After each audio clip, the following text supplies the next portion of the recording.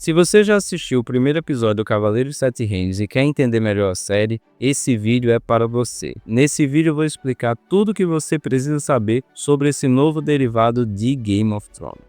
A primeira coisa que você precisa saber é quando a série se passa. O Cavaleiro dos Sete Reinos se passa cerca de 100 anos antes de Game of Thrones e 80 a 90 anos depois da Dança dos Dragões. 15 anos depois da primeira rebelião Blackfyre. Inclusive, já se inscreve aqui no canal que eu vou fazer um vídeo explicando o que foi a rebelião Blackfyre e por que ela é tão importante aqui nessa série. Westeros vive um período de paz e prosperidade. É tanto que a gente consegue ver isso refletido no tom da série, que é um tom mais leve, mais tranquilo, mais aventuresco. E isso pra mim já é um baita acerto da série, porque se você vai fazer um spin-off sobre um universo, sobre uma série, você deve expandir esse universo, mostrar coisas que a gente ainda não viu. Enquanto Game of Thrones está ali sempre falando sobre a sucessão do Trono de Ferro, quem vai ficar com o Trono de Ferro e as guerras da nobreza, assim como a Casa do Dragão também é sobre a mesma coisa, no final é tudo sobre quem vai sentar no Trono de Ferro. Essa série não, ela vai nos colocar aqui para acompanhar a história de um cavaleiro andante, o Ser Duncan. E o Ser Duncan, ele é um cara que nasceu na Baixada das Pulgas, que é um lugar onde ficam ali as pessoas mais pobres de Kingsland, e ele cresceu como um órfão, junto com outros órfãos e ladrões. Então ele é um cara que tem uma origem aí de lugar nenhum, ele nem sequer sabe quem é seus pais, e ele foi adotado pelo Sir Arlan de Pennytree, aquele que a gente vê ele enterrando logo no início do primeiro episódio. O Sir Arlan, ele criou o Duncan, ensinando a ele todos os ideais do cavaleiro andante. E é engraçado como que a série ela brinca aqui com essa dicotomia, né? Porque enquanto o Sir Duncan tá falando ali do passado, enquanto ele tá fazendo o funeral do Sir Arlan, ele fala que ele nunca o bateu, sendo que a gente vê em vários flashbacks que na verdade o Sir Arlan vivia espancando o Duncan. Então a série sempre está brincando com essa dicotomia do ideal do cavaleiro e da realidade. Bom, o Sir Arlan ele ia participar do torneio de Valfreixo, só que ele pegou uma gripe e ele veio a falecer. Então o Duncan ele pega a espada dele e diz que ele foi proclamado cavaleiro pelo Sir Arlan antes dele morrer. E a gente não tem muita certeza se o Duncan tá falando a verdade nesse ponto aqui, e a série deixa muito em aberto. E ele é um personagem que ele não é necessariamente imponente, apesar de ser muito alto, ele não é um cara que passa respeito, ele não tem moral, ele é meio ingênuo, num mundo tão malicioso como é o mundo de Game of Thrones. Justamente para a série ressaltar essa ideia de que qualquer pessoa pode fazer diferença no mundo, e você não precisa ter o sangue nobre, ter o sangue azul da nobreza. E para mim essa história já se torna muito mais relacionado, porque ao invés de ser uma coisa sobre o Trono de Ferro, se torna uma coisa sobre um cara que ele quer ter uma vida melhor. Isso é relacionado para todo mundo. Acho que todo mundo está nesse mesmo bar. Então a série prossegue e a gente vê o Duncan indo para o torneio de Valfreixo. Só que antes ele para numa taverna e nessa taverna ele encontra um cara que é um bêbado, que está muito bem vestido e ele parece ser alguém ali da realeza, e a série não explica quem ele é. Esse cara na verdade é Daeron Targaryen. Ele é um dos príncipes da casa Targaryen e ele tem um dom, que é o dom que os Targaryens possuem, que é os sonhos do dragão. Os sonhos do dragão nada mais é do que uma visão profética que os Targaryen têm sobre o futuro, através dos sonhos. Então, muito provavelmente,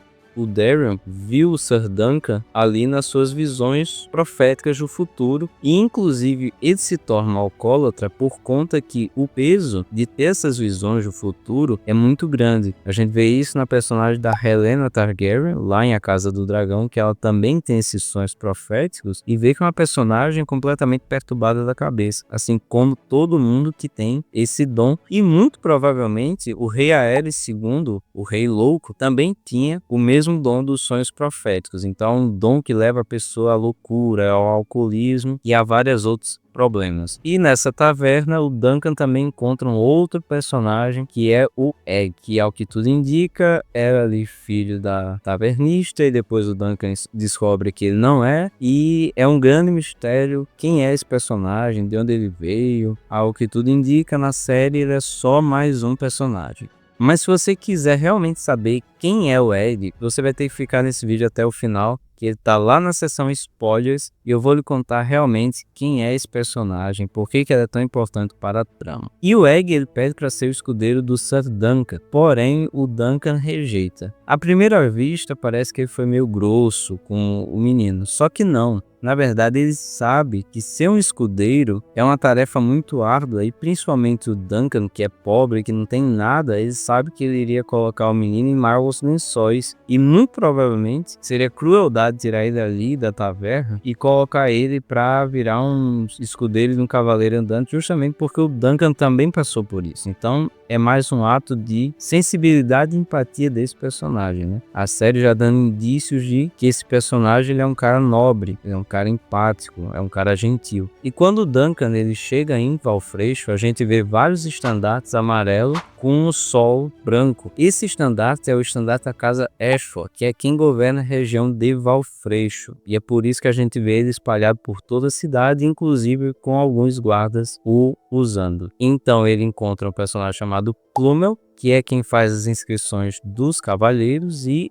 o Duncan ele conta que a única testemunha que tem foi um passarinho. E a gente vê que esse passarinho, na verdade, não estava lá quando Duncan foi juramentado cavaleiro. Na verdade, estava quando o Duncan estava defecando. Então, muito provavelmente ele está mentindo sobre ter sido sacramentado cavaleiro antes do seu mestre morrer. Então, o Plumel, ele dá 2 escarradas e pede para que o Duncan encontre ao menos uma testemunha. E o Duncan tem a ideia de contactar Sir Manfred Dondarrion, que é filho do Lord Dondarrion, a quem o Sir Arlan e o Duncan serviram. Nesse caminho, ele encontra 2 primos, Stefan e Raymond Fosray. Eles são da mesma casa, só que o Stefan é da linhagem principal e o Raymond é de uma linhagem, como ele mesmo fala, não principal da macieira. O Raymond, ele automaticamente começa a gostar do Duncan, né? Tem uma simpatia pelo personagem e convida ele para ir na tenda do personagem mais carismático da série até agora, que é o Lionel Baratheon, que é um dos lords da casa Baratheon.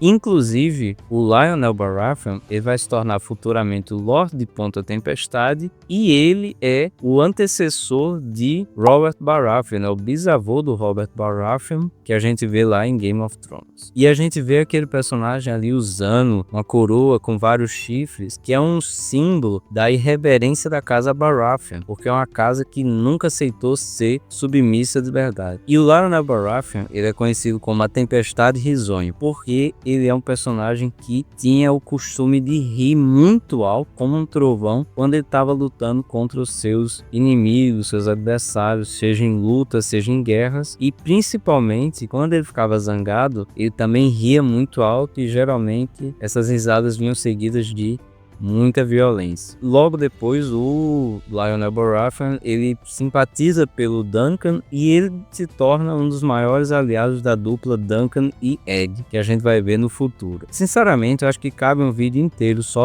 para falar sobre o Lionel Baratheon. Então, se você apoia a ideia, já deixa um like aqui no vídeo, que eu vou trazer um vídeo contando toda a história do Lionel Baratheon, que é um personagem incrível e que tem muita coisa para contar dele. Bom, a partir daqui, já fica avisado, vai ter spoilers pesados da trama, então se você não quer levar nenhum spoiler, já se inscreve aqui no canal, já deixa seu like, que vai ter cobertura completa de todos os episódios da primeira temporada do Cavaleiro dos Sete Reinos e também da terceira temporada da Casa do Dragão. Quem é então Egg? Egg, à primeira vista, parece ser um carinha qualquer, um menino da cabeça raspada, órfão, pobre, mal vestido, só que o episódio deixa várias pistas que Egg não é realmente quem ele aparenta ser. Primeiro que quando o Duncan joga lá moedas de cobre, que qualquer outro menino pobre correria para pegar, o Egg parece fazer muito pouco caso disso. Fora que ele fala pro Duncan que ele não parece um cavaleiro, e o Duncan pergunta: quantos cavaleiros você conhece? E ele diz: todos os bons, ou os importantes. Então, o Duncan parece ser alguém que teve muita instrução formal para ser um menino que mora numa taverna, que não conhece nada do mundo, ele parece ser muito esperto. E Egg, na verdade, é o apelido para Aegon, e não porque tem a cabeça raspada, ele não é cabeça de ovo. A questão é que Egg é o apelido para Aegon, e o Egg, na verdade, ele se torna o rei Aegon V.